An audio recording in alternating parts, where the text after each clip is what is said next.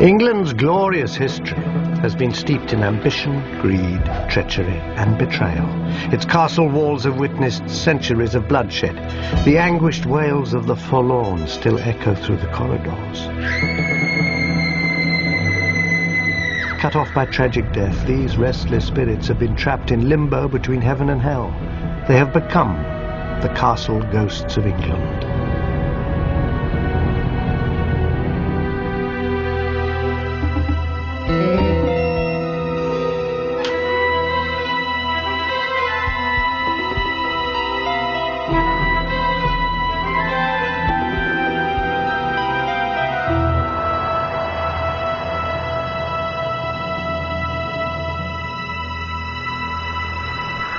Do you believe in ghosts? I do. Ever since at the age of 6 I ran panting downstairs and said there was a grey lady standing silent outside my bedroom door. I'm not alone. 40% of the English believe in ghosts, and 1 in 7 people claims to have seen one. Spirits continue to haunt us from the dim recesses of a darker history.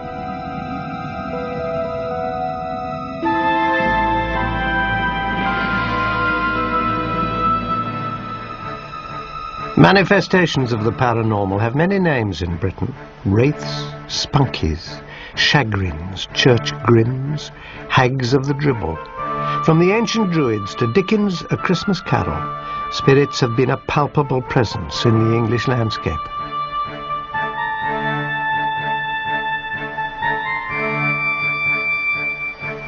On the west coast of England's remote Cumbrian region stands Manchester Castle, where 2 bloody murders triggered a series of strange events that cannot be explained.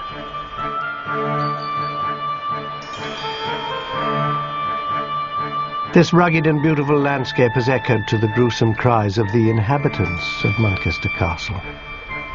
Its walls loom over the treacherous quicksands of the River Esk in the valley below.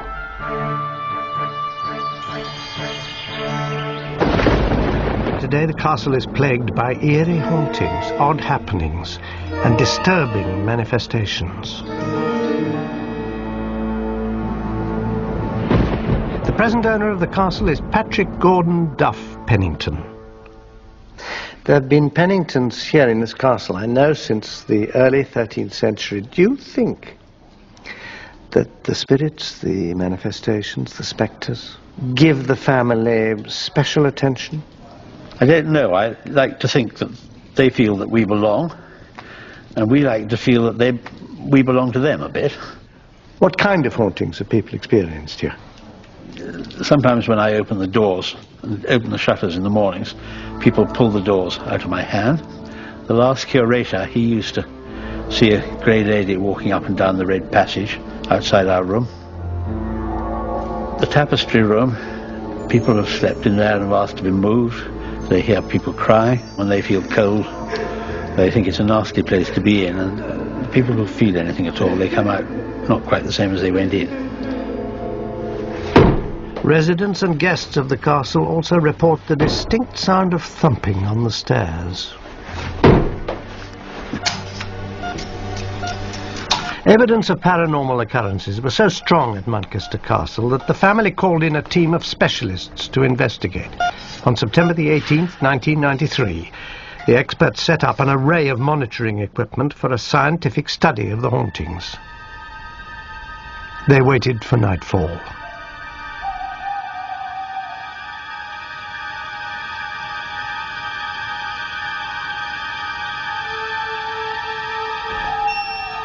At 10:40 p.m, the investigators felt the temperature drop dramatically.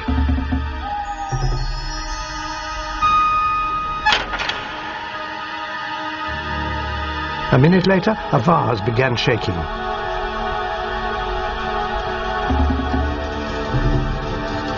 Then a loud thud was heard, followed by 3 raps. The investigators noticed a movement past the door.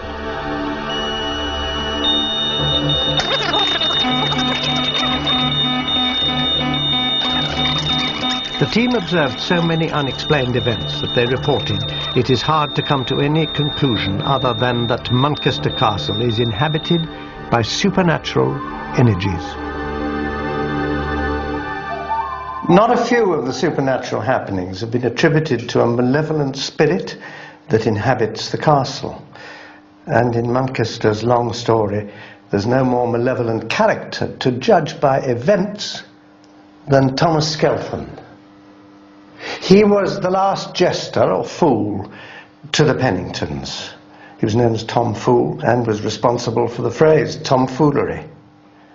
He was also a steward of the estate. He was a trusted servant of his master's and a tyrant to those beneath him. He's said to have known Shakespeare, indeed, to have been the model for King Lear's fool. Malicious, vicious, witty, and cruel. No one could play a trick more thoroughly than Tom Skelton. He loved to sit under a chestnut tree near the castle and wait for passers-by seeking directions. Those he didn't like, he'd send to their deaths in the quicksands below.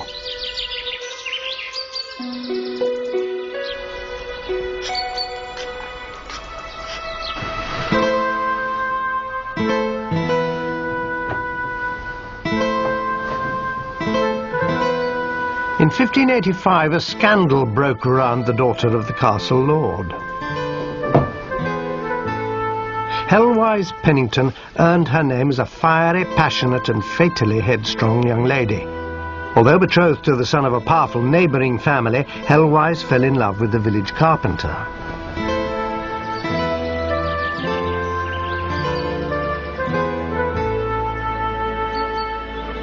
But their encounters were not to remain secret. When word reached Hellwise's father, Sir William, he sought out Tom Skelton, meeting him here under what became known as Thomas's tree. He told him to put an end to the scandalous affair.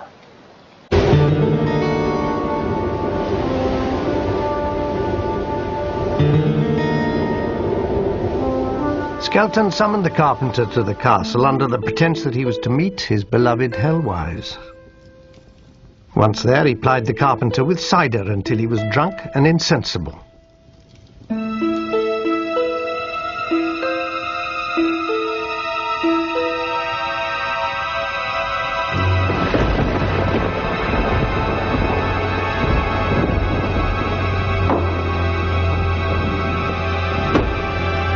Then Skelton used the carpenter's own tools, a mallet and broad chisel, to hack off the young man's head.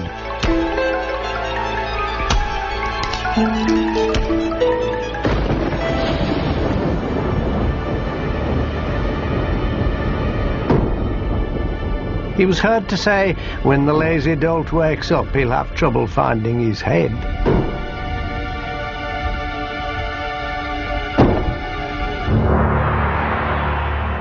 Always one to please his master, Skelton presented Hellwise's father with the young carpenter's head. History does not record Sir William's reaction.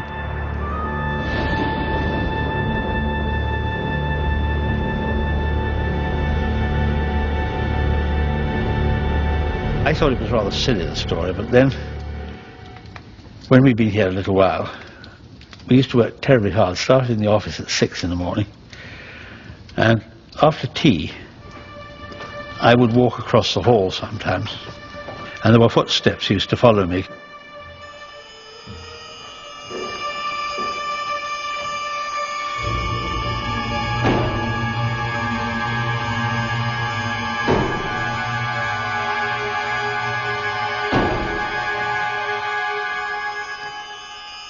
You don't think it could possibly have been an echo? No, I've tried that out. No, it wasn't. And I've tried it with sort of shoes that didn't make a noise, but I always heard the behind me. The thumping heard in the hallways could well be the sound of Skelton dragging the young carpenter's body through the castle.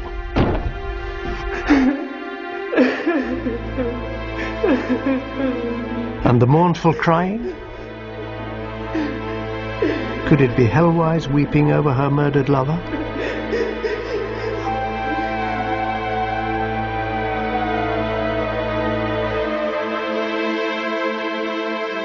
Afterwards, the heartbroken Hellwise disappeared into a nunnery and eventually went mad.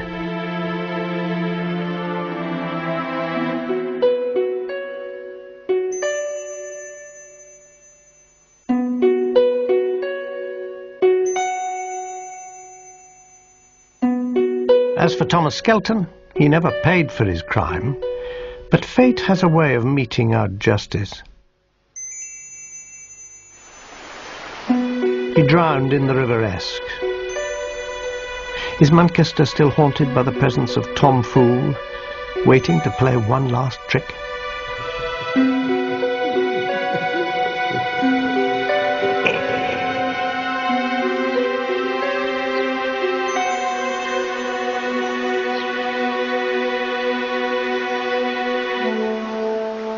"200 years later, these dark waters were to claim more lives and give rise to another apparition.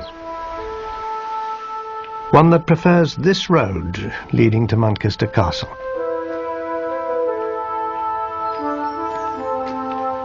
Good morning. Grace Simmons, an employee of the castle, has seen the ghost. It'll be about October in 1985 that I've been out for a night and coming back up the road, driving up the road with my husband, and just come around the corner and I saw this lady standing. She was leaning against the wall.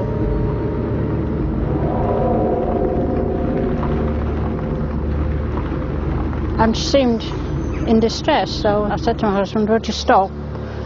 And I'll get out the car and go back and make sure she's all right." And yeah, we went back. When I got back to the corner, she'd gone. The woman in white began appearing after a gruesome murder in 1822. Love seems to be ill-fated at Manchester Castle. Mary Bragg, a servant in a nearby village, was madly in love with the castle's steward, but the housekeeper, a Miss Littledell, had taken a fancy to the same man. One night her jealousy turned to rage. Two ruffians appeared at Mary's door.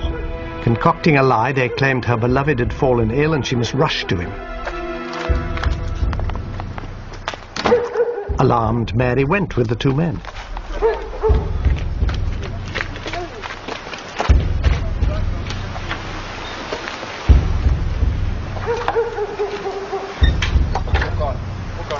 She never made it to her lover's side.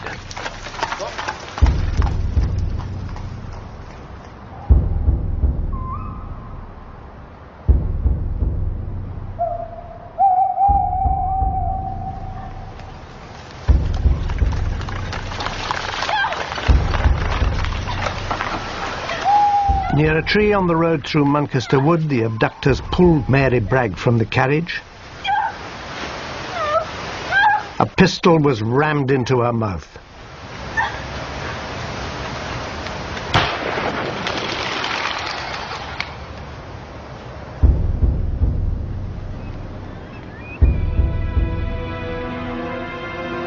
But poor Mary's body had more indignities to suffer. To get rid of it, the murderers left it in a field for the castle dogs to devour. When that failed, they tried to find a hiding place.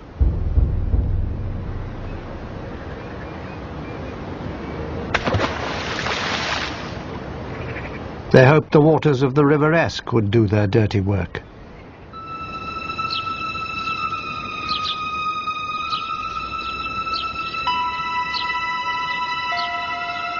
But Mary Bragg's body refused to stay hidden. Months later it was found washed up, further downriver, badly decomposed. At the coroner's inquest, a doctor claimed it was impossible to determine the cause of death. Some say he'd been bribed to cover up the murder.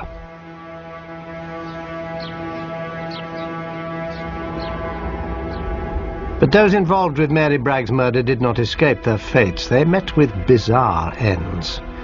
One of her assassins went insane, another was hanged as a highway robber. Mary's rival, Miss Littledale, who had hired the killers, became the subject of rumour and suspicion. Eventually she was banished to a remote village where she was shunned as a murderess. The doctor at the inquest drowned in the River Esk, not 100 yards from where Mary's body had been dumped.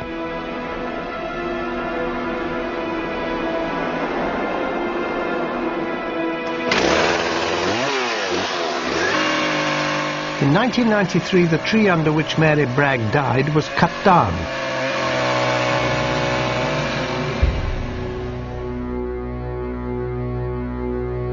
The timber was reputed to be cursed. Blood began to ooze from the cut logs.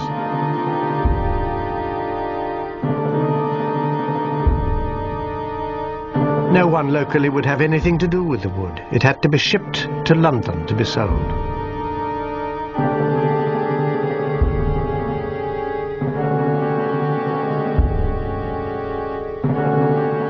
The apparition of the woman in a long white dress was seen on the very spot where the tree stood.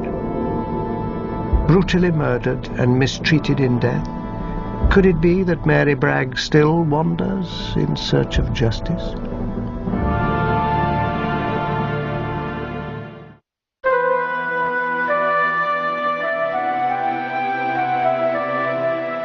No unearthly presence is more powerful than one that haunts Sudeley Castle in the southwest of England.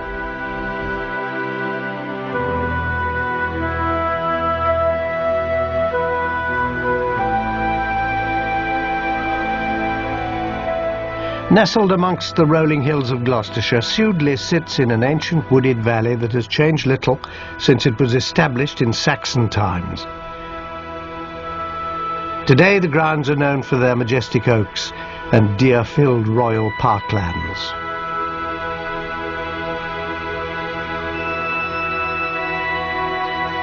Sudeley Castle began as an extravagant royal wedding present in the 10th century. It went on to be owned by a succession of kings, including Richard III and Henry VIII. Despite its pastoral beauty, Sudeley Castle has a history of otherworldly events, including the chilling discovery of the strangely preserved corpse of a queen. Some say these incidents can be traced back to a tragic event that resulted in an apparition which still haunts Sudeley Castle to this day.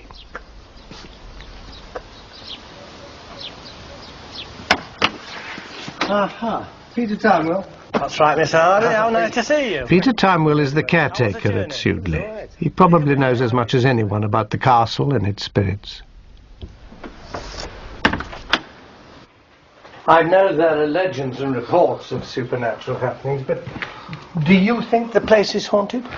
Yes, I do. I get the general feeling, and so do members of staff and visitors, that there is something there. Employees report strange sights and sounds in the castle. The smell of an apple-scented perfume, the frequent forlorn sobs of a child, and the appearance of a tall, beautiful woman in a long green dress.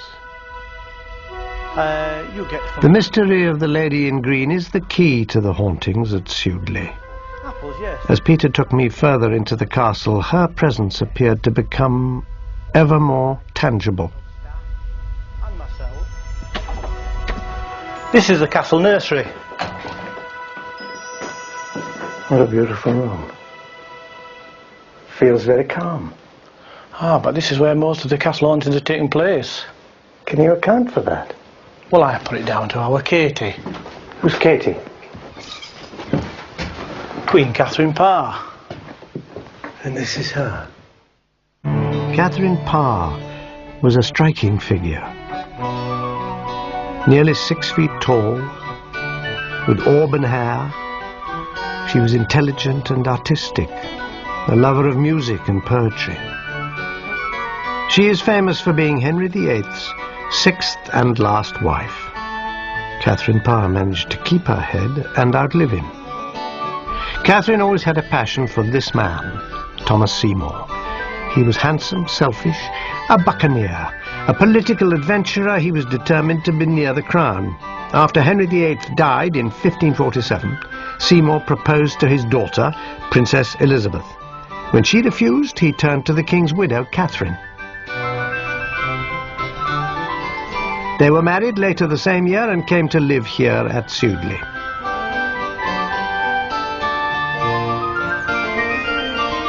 Within months, Catherine was pregnant. At the age of 35, it must have seemed a miracle, and everyone in the castle prepared for the birth with excitement and celebration. Sudeley's great banquet hall echoed with parties, music, dancing and laughter.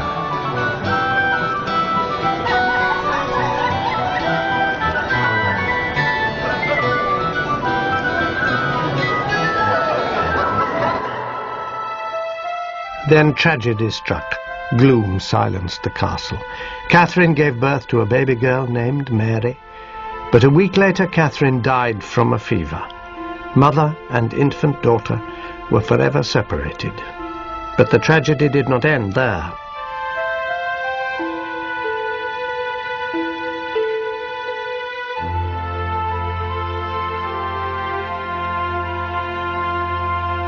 With Catherine barely dead, Thomas Seymour abandoned his newborn daughter and headed for London.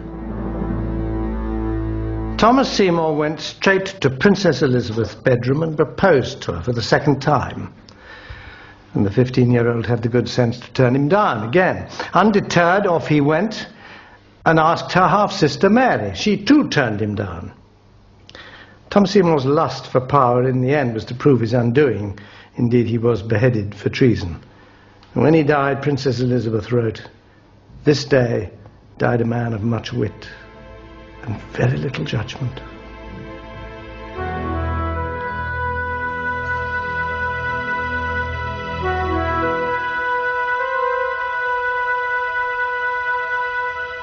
Catherine was buried in the chapel at Sudeley in 1550. During civil war a century later, the chapel was ransacked. Her casket disappeared. 140 years later, a local farmer digging in the grounds came across a casket sealed in lead. He forced it open, and what he saw astonished him. The body of a woman, perfectly preserved, her complexion still milky white, her hair auburn. But within seconds the corpse started to wither and turn to dust, and the terrified man hastily reburied the casket. It wasn't until a century later when this new chapel was built that Catherine Parr was finally entombed in a manner befitting a Queen of England.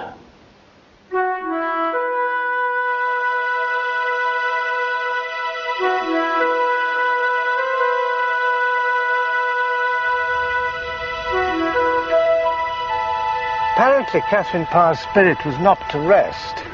Margaret Parker, who's worked here at the castle for 23 years, is the latest witness to the Queen's return. Must be about 9 years ago. In the middle of winter, the castle was all locked up, and it was just 5 girls and myself cleaning. And it was an artist upstairs in Catherine Parr's room painting. Knowing the woman artist was about, Margaret Parker wasn't surprised when she saw a figure standing in the window. Morning. But the artist had only just come down from the nursery.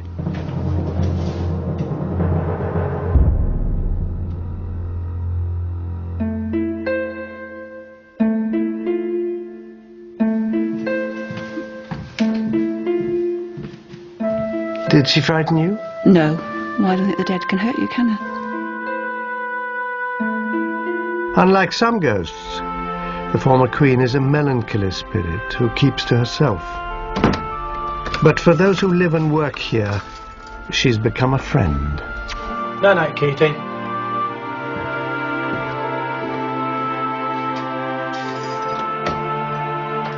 After Catherine's death, her daughter Mary mysteriously disappeared from history. No one knows what became of the unfortunate little orphan.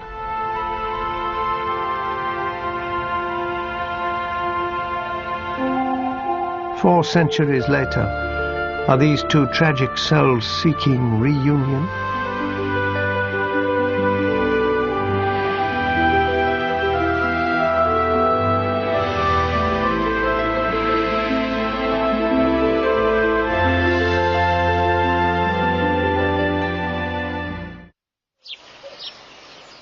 As if to purge itself of sorrow, Sudeley lay in ruins for 180 years.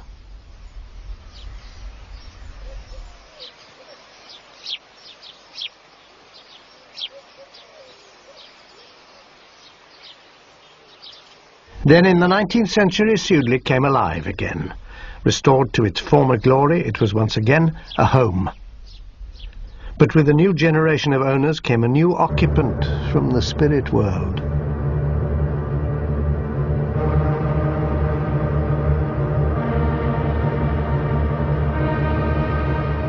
During the Victorian era, people were fascinated by ghosts. They were everywhere. To glimpse a spirit was to be reunited with a loved one who had passed on.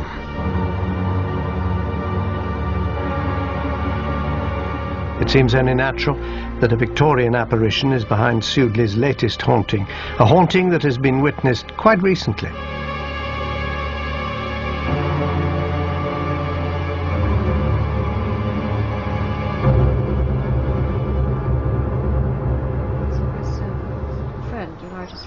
The present chatelaine and owner of Sudeley Castle is Lady Elizabeth Ashcombe, who hails from America. She inherited it from her late husband, Mark Dent Brocklehurst. There is, as I hear, quite a modern spirit that is to be seen in the castle. Can you tell me about her? Well, her name is Janet, and she was the housekeeper here for many, many years. She was here for 50 years. She came in 1896. My late husband, Mark, used to tell me stories about her when he came home from school, that she was still here and everyone still terrified of her, and she was still ruling the roost with the iron glove.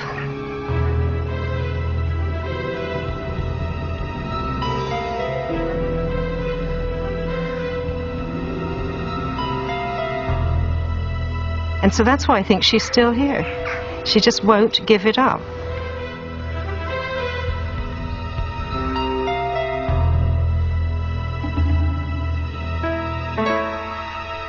The upkeep of a grand Victorian household such as Sudeley required armies of servants, housemaids, footmen and gardeners. All had their allotted place in the hierarchy. As housekeeper, Janet was in a superior position. Together with the butler, she was responsible for the strict running of the castle, ensuring that everything ran like clockwork and taking orders from the lady of the house. But her supervision didn't end there. In accordance with the rigid moral code of the day, she took particular interest in keeping the female workers chaste. Many of them were young, unsophisticated girls from South Wales who were away from home for the first time. Janet took it upon herself to safeguard their morals, sternly keeping amorous boys at bay.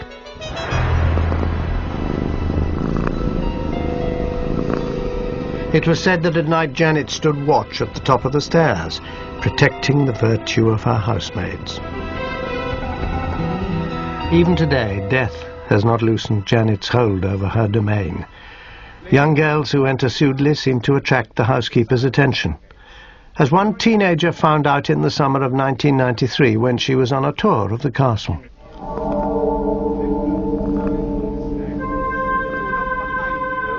At the heavily gilded gold frame, you will find a picture. Suddenly, without warning, a strange feeling overcame the girl, urging her up the staircase.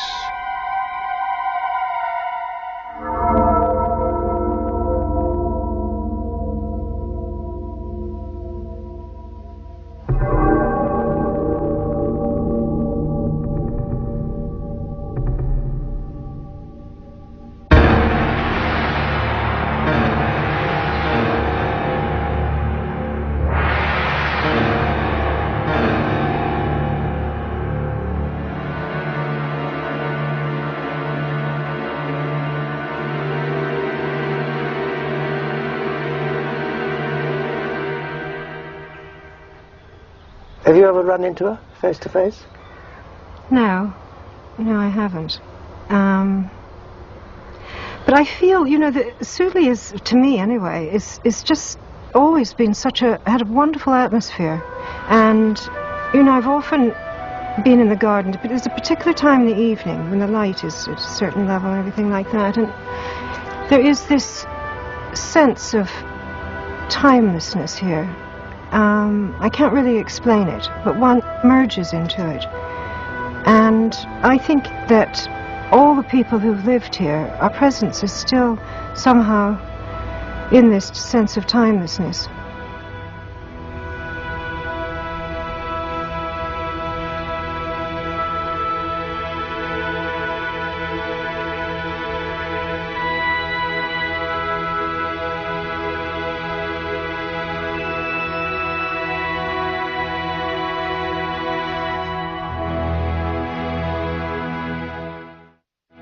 If Sudeley's ghost seemed to linger out of duty or longing, that is not the case with our next castle. There the letting of blood has spawned a legion of anguished spirits, for this is the Tower of London.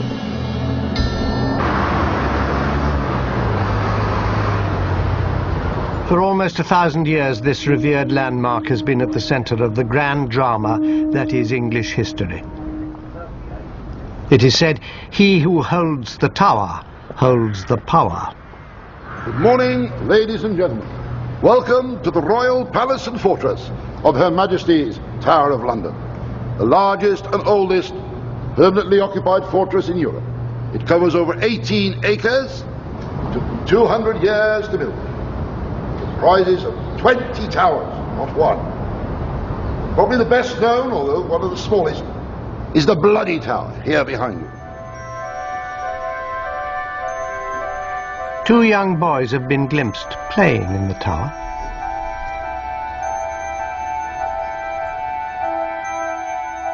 They are believed to be the spirits of two princes, 9-year-old Richard and the heir to the throne, 12-year-old Edward, the victims of a shocking crime. The boys were nephews of Richard III, England's favourite villain. Richard's enemies described him as malicious, wrathful, envious, little of stature, crook-backed. Still a controversial figure 500 years after his death.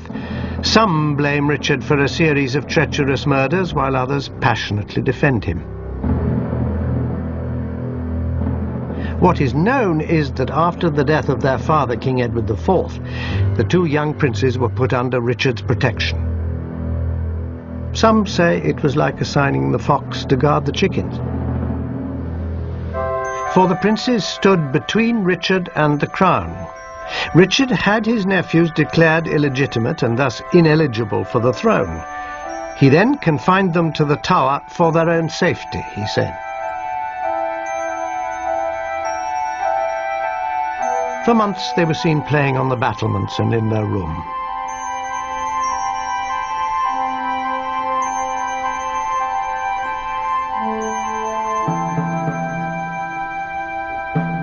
But suddenly, in the autumn of 1483, the two boys disappeared, never to be seen again. No one knows exactly what happened, but with his nephews out of the way, the last obstacle between Richard and the throne was removed, allowing him to be crowned King of England. 40 years later, Sir Thomas More, himself later executed at the Tower, described in a book what he believed to be the fate of the boys.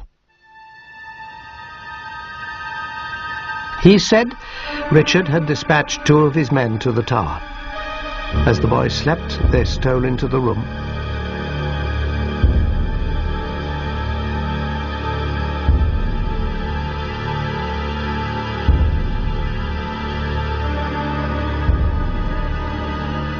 Then they smothered the two sleeping princes. More wrote, they gave up their souls unto the joys of heaven, leaving to the tormentors their bodies dead in the bed.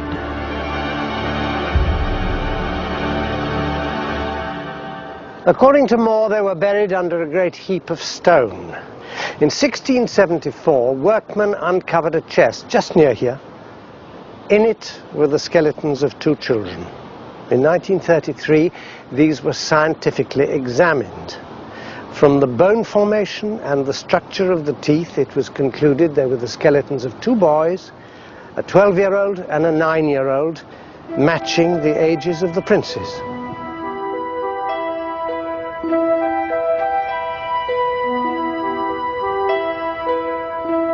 As befitting a future king of England and his brother, the 2 small bodies were interred at Westminster Abbey. But their hapless spirits linger in the bloody tower. Betrayed, abandoned, murdered, they cling to each other in death as they did in life.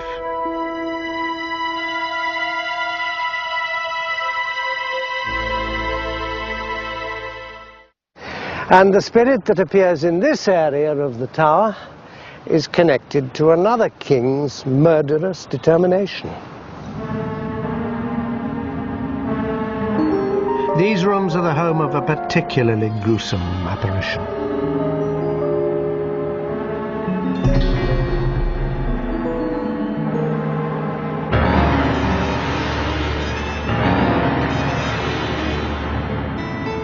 Anne Boleyn is the controversial figure in this story. Some champion her as a modern woman, vibrant, headstrong and intelligent. Her enemies saw her as an ambitious schemer with an arrogant, tempestuous spirit. Anne's boldness and independence enchanted King Henry VIII. The attraction would precipitate a major turning point in English history and a personal tragedy for Anne. The king was married to Catherine of Aragon, but after 22 years she failed to produce a male heir. For the young, flirtatious Anne Boleyn, it was easy to bewitch the king. He pined for her. He wrote her passionate love letters. Matters came to a head when she became pregnant.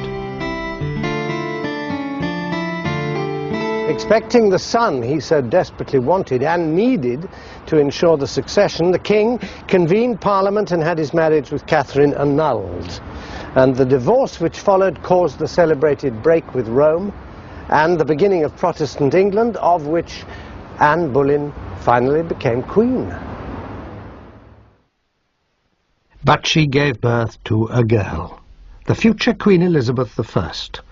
Her second child, a longed-for boy, was stillborn. Henry grew tired of waiting for Anne to produce a son. His passions were aroused by a young lady-in-waiting, Jane Seymour. Where Anne had been the other woman, she was now the aggrieved wife. Anne had become an obstacle to Henry's dynastic ambitions. She had many enemies in court.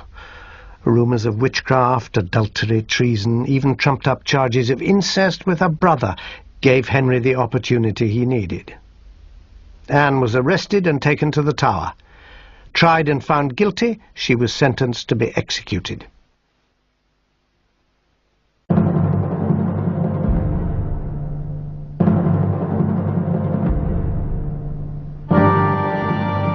As she awaited death, Anne had violent mood swings.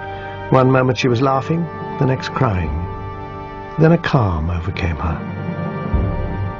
She sent a message to Henry requesting that her head be cut off with a sword, not an axe. The axe was messy and often took more than one stroke.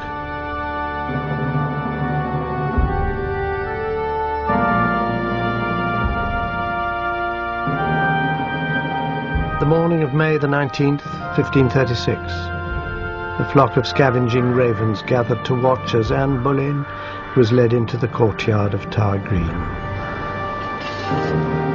When the inevitable moment came, the executioner readied the sword behind her back. Anne looked forwards, and before she knew what was happening, eyewitnesses reported the executioner smote off her head at a stroke.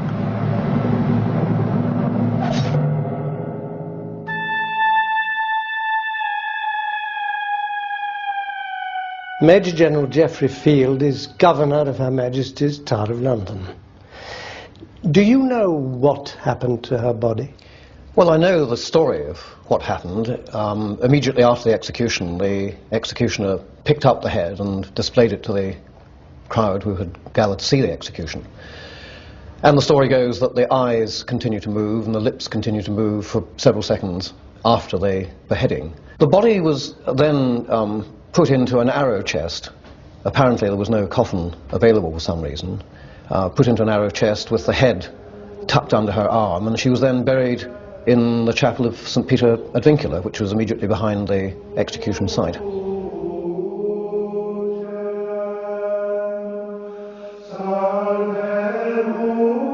Within 24 hours of Anne's burial, King Henry married his new wife.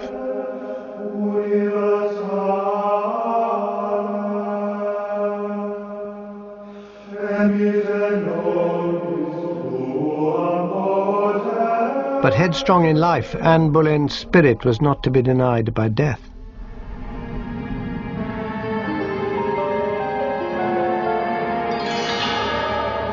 An apparition has been sighted near where Anne spent her last days. In 1864, a Tower of London employee working there suddenly felt a cold mist around him. A woman's figure emerged.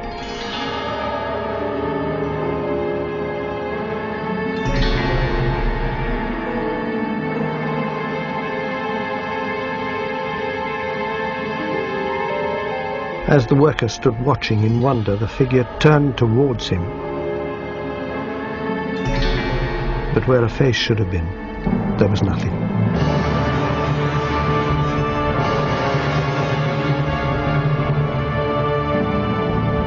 Do you believe in ghosts?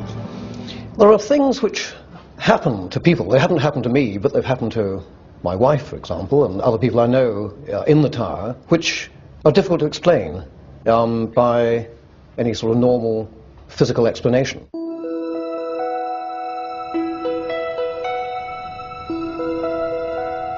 A frail apparition dwells in a parallel universe, trapped between reality and the beyond.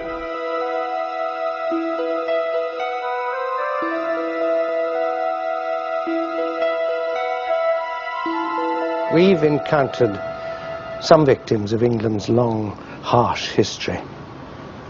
Perhaps we better leave this haunted tower before we too lose our heads.